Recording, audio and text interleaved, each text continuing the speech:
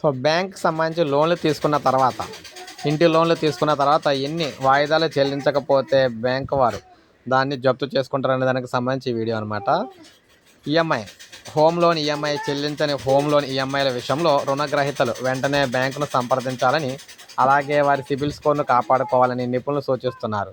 ఎందుకంటే నిరర్ధక ఆస్తులు ఎన్పిఏలు భవిష్యత్ రుణాలను కూడా ప్రభావితం చేస్తాయి. అలాగే బ్యాంకు నుండి మనం చూసుకున్నట్లయితే, బ్యాంకు నుండి హోమ్ లోన్ నేటి కాలంలో చాలామంది గృహ రుణం తీసుకుంటున్నారు. వారి జీవితం అంతా ఈఎంఐ చెల్లించడానికి గడిచిపోతుంది. ఇక ఈఎంఐ చెల్లించే ప్రతి ఒక్కరి పరిస్థితి ఎలా ఉంటుందంటే, జీవితంలో ఎలాంటి ముఖ్యమైన విషయాలను కూడా వదులుకున్నా సరే ఈఎంఐ చెల్లింపులు మాత్రం అస్సలు వదులుకోకూడదు. ఇలాంటి పరిస్థితుల్లో గృహ రుణ ఈఎంఐని సకాలంలో చెల్లించకపోతే ఇంటిని వేలం వేస్తారనే భయం ప్రతి ఒక్కరిలో వెంటాడుతూనే ఉంటుంది. అయితే గృహ రుణం ఇక్కడ మనకి ఈఎంఐ చెల్లించినందుకు మాత్రం ఇంటిని వేలం వేసే చట్టపరమైన ప్రక్రియ వెంటనే ప్రారంభం కాదు. పరిస్థితిని మరింత దిగజారక ముందే దాన్ని పరిష్కరించుకునేందుకు వీలుగా బ్యాంకుకు ముందుగా ఒక హెచ్చరిక ఇచ్చి దాన్ని సరిదిద్దుకోవడానికి అవకాశం అయితే కల్పిస్తుందన్నమాట. అయితే మనకి ఇందులో చూసుకుంటే ఆర్బీఐ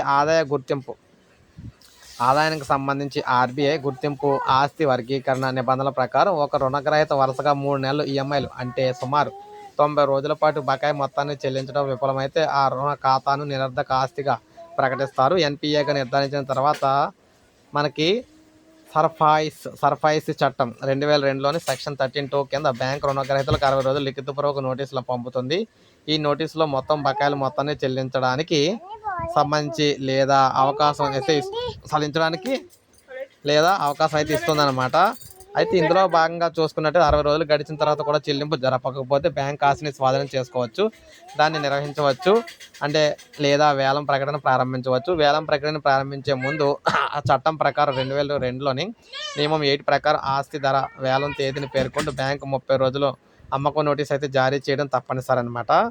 అయితే మనకి మీడియా నివేదికల ప్రకారం నిరర్ధక ఆస్తిగా ప్రకటించిన తర్వాత వేలం ప్రారంభించడానికి బ్యాంకు కనీసం 105 రోజులు వేచి ఉండాలి. ఇందులో 60 రోజులు డిమాండ్ నోటీసు, రుణగ్రహీత స్పందించడానికి 15 రోజులు, అమ్మకపు నోటీసులు 30 రోజులు ఉంటాయి. మొత్తంగా మొదటి ఈఎంఐ చెల్లించకపోవడం నుండి వేలం వరకు కూడా మొత్తం ప్రక్రియ సాధారణంగా 8 నుంచి 12 నెలల సమయం పట్టవచ్చు. ఈ సమయంలో రుణగ్రహీత తన హక్కులను వినియోగించుకోవడం ద్వారా పరిస్థితిని అయితే సరిదిద్దుకోవచ్చు అనమాట.